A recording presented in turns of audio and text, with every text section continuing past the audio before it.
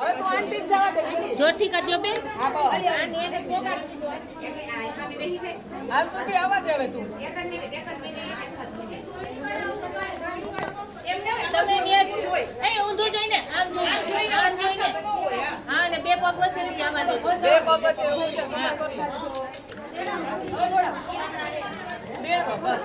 હવે તું તમે એમ જ ઊભા રહેશો. એમ જ ઊભી રહે બેટા એમ જ ઊભી આ કેટલી વાર થયું કાકી? આ બે વાર થયું ત્રીજી વાર આવશે. ત્રીજી વાર આવશે. હા આવ્યું? હા હા બસ. 7 વાર કરવાનું. હા હા